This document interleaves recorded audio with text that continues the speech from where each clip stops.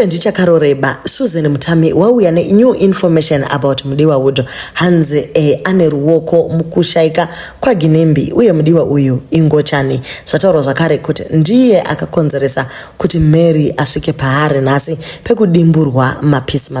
Welcome back to your channel. Please don't forget to like and subscribe. Tokutendai guys nerutsigiro nekukomenta kwamunoita. Musanete guys nekuramba muchiona mavideos edu topinda munyaya yedu hanze na Susan Mutami. Thank you for bringing this to my attention. What exactly was she talking about? Mudiwa angaisa a post ku Twitter achiti haana hukama na Mary Mbaiwa uye hatomborina kana kuziva kuti Constantino Chiwenga ndiani. So Susan abvangoti aiwa rega ndiburitse masecret ako. So abvangoti yeah, thank you for bringing this to my attention.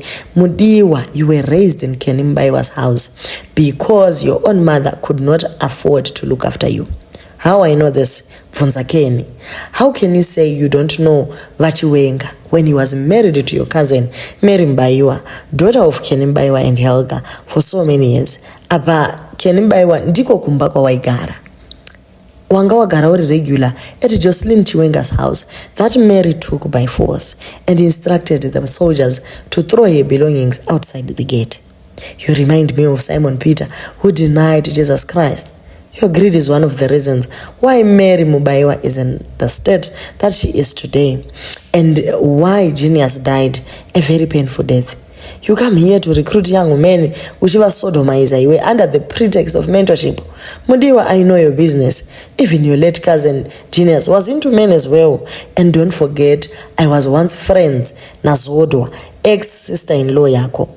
You are not a businessman, anyway. You are just a runner for politicians. Regama and honest living in the streets.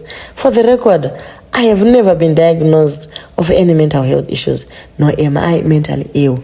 Iwe ndio unopenga, uri delusional, uri mbava, nyaya yacho yaenda on and on. So Susan guys, munhu anozikama kuti every time paanoti ataure nyaya yake panobva zvangoratidza kuti inyaya yemachokwadi. Pane paakambotaura zvakare kumasure uku nyika yese ikadhuma akatitiudza nyaya yatemba mlisi kwa Four Fingers vakazobuda kuti vane mwana vese akatiudza zvaSB Moyo akatiudza zvemagenerals and all. So guys anoziva zvakawanda and nyaya yekuti munhu wemukati angachitambana naZodwa nana Genius pamwechete nana Mary Mbaiwa nevamwe vakadaro vachine position dzacho dzepower anoziva information.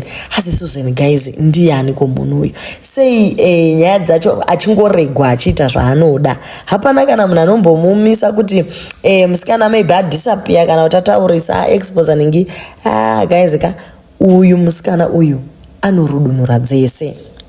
Iye Mudiwa avango responda akati, if you ever believe nonsense narrative yengito iyi, you need help. You are just a pure hater. Get a life. Ini handizi ngochani. I will never be in this life or in the life after. Ndiri saved Christian who believes in God akapisa Sodom ne Gomorrah for such immorality. There is absolutely nothing and there will never be anything in me that will ever feel for another man. I cannot even imagine myself feeling anything for Munurume. Say kunaivedwe. Never ever. It was not and it will never be God's intention kuti vanhu varoorane pachavo or indulgence. Ini ndini munhu ari straight zvokutodaro. I am only attracted kuvakadziwo vari straight vakadzvagwa vari vakadzi. I was married and got divorced and I have a son. I will be married again. It's just not something that should be rushed. This is the first and last I addressed such nyaya yakadaro. Susan uyuka anonyepa is a liar, a pathetic one. Last time I caught her on her lies, she apologized. People saying do not respond, keep your advice on this.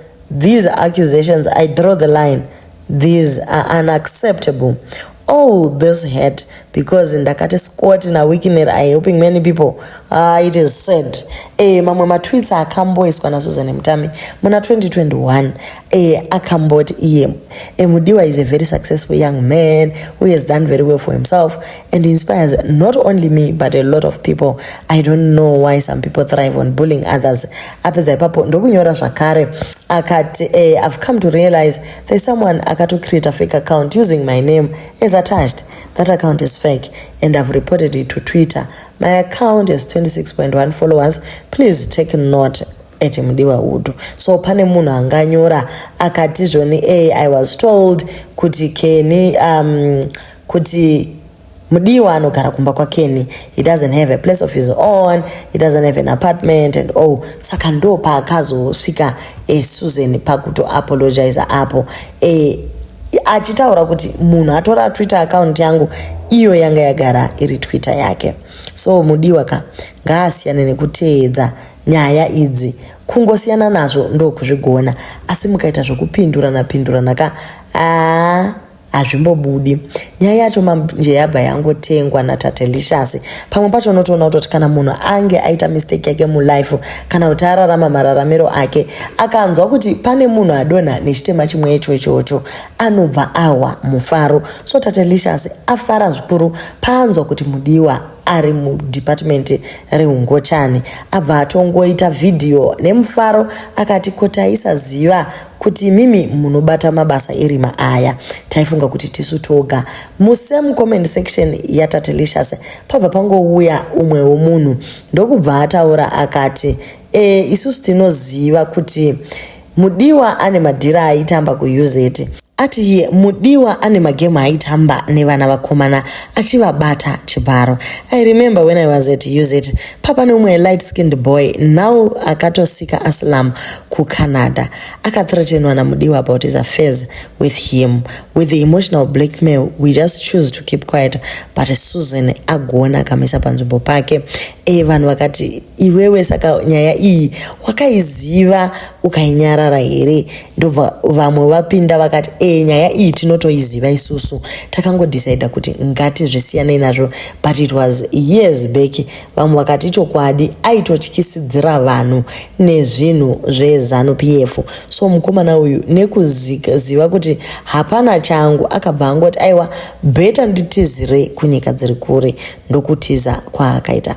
So mukomana hanzi ndo mabasa ake ekubata sure kwevamwe vana imikani zvinhu zvacho, asi pane vauyawo vanofollowa Mudiwa zvekudaro vanopuwa tuma pushi nezvigubhu zvokumwisa mvura. Vamwe vati zvone this is not true at all. Mr. Mudiwahood havazi ngochani. He is a Christian, a great phenomenal mentor, CEO, teacher, leader and a prestigious gentleman in business. Vapedza ipapo ndobva vati hashtag Hood Nation ndo patiri apo. Asi kuri kunzi mukomana anopota achigashira nhengo dzevamwe varume. Guys, kazhinji kacho kana uchida kudestroya munhu kungotaura zvinhu zvisiri true about that person.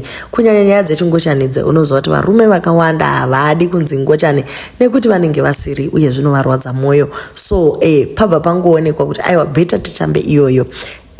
Chimwe chinoitika ndechekuti zvinogona kuva zviri zvechokwadi nekuti Susan Mutami uyu zvatambotaura zviya kuti paakatsika hatizivi kuti ndepapi, asi anotamba navo aisa proof yekuti aitoziva nyaya dzacho kubva genius chaiye hanzi naye aitombotamba kagemu ikakaka. Zodwa mudzimai waGenius waitozviziva kuti murume wake unombopota uchipota nekuseri. Matwin plug guys unomboisa uku kweround uku wombondobayirira futi nekumudhuri kufront kwakanamira maTV namachaja. Zvinhu zvacho unoshaura kuti zvinofamba sei, asi do leave your comments on what you think about nyaya yedu iyi. Thank you so much guys for watching.